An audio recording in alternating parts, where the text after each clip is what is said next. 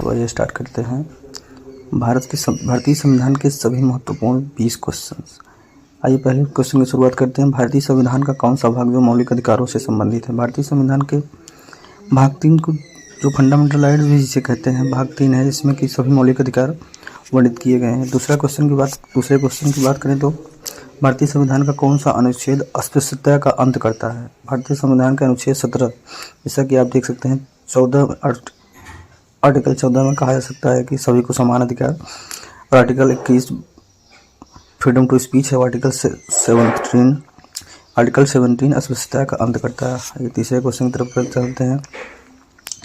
संविधान की प्रस्तावना किससे शुरू होती है? संविधान की प्रस्तावना हमारे हम भारतवासी शब्द से शुरू होती है। संविधान की कौन सी अनुसूची दल बदल विरोधी कानून से संबंधित है? तो बात करें संविधान के दल बदल विरोधी कानून से संबंधित 10वीं सूची है। अगले क्वेश्चन की बात करें, निम्नलिखित से कौन सी भाषा 8वीं अनुसूची में शामिल नहीं है? तो हिंदी, संस्कृत, पंजाबी सारी भाषा 8वीं सूची में शामिल है, अंग्रेजी को छोड़कर।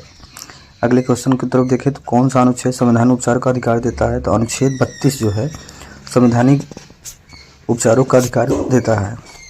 अगले क्वेश्चन की बात करें तो राज्य के नीति निर्देशक सिद्धांत संविधान के किस भाग में है? तो राज्य के निर्देशक सिद्धांत संविधान के चौथे भाग में है। कौन से संशोधन मिनी संविधान के रूप में जाना जाता है? तो मिनी संविधान संशोधन के बारे में कहा जाए तो 42वां संविधान संशोधन जो कि 1976 में हुआ था, 42वां संविधान संशोधन होता है। कौन सा मौलिक अधिकार 44वें संविधान संशोधन के दौरान हटाया गया? तो संपत्ति का अधिकार 44वें संविधान संशोधन द्वारा हटाया था। अगले क्वेश्चन की बात करें तो संविधान का कौन सा भाग संघीय न्यायपालिका से संबंधित है? तो संविधान का 5वां भाग संघीय न्यायपालिका से संबंधित है। भारत में एकल नागरिकता की अवधारणा किस देश से ली गई है? तो भारत की एकल नागरिकता की अवधारणा जो है यूके से ली गई है। अमेरिका में दोहरी नागरिकता दी जाती है, वहाँ के राज्य अलग नागरिकता देते हैं और देश की अलग नागरिकता होती है। संविधान में कुल कितने मौलिक कर्तव्य हैं? संविधान में कुल 11 मौलिक कर्तव्य हैं। वित्त आयोग ने संविधान के किस अनुच्छेद में उल्लिखित है? वित्त आयोग संविधान के 280 अनुच्छेद में उल्लिखित है।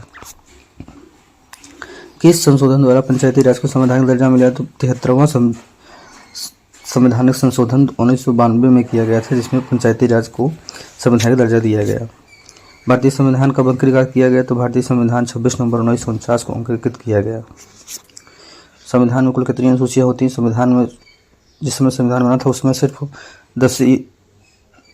8वीं अनुसूची थी। उसके बाद संविधान को संशोधित करके 4 और अनुसूचियाँ जोड़ी गई हैं।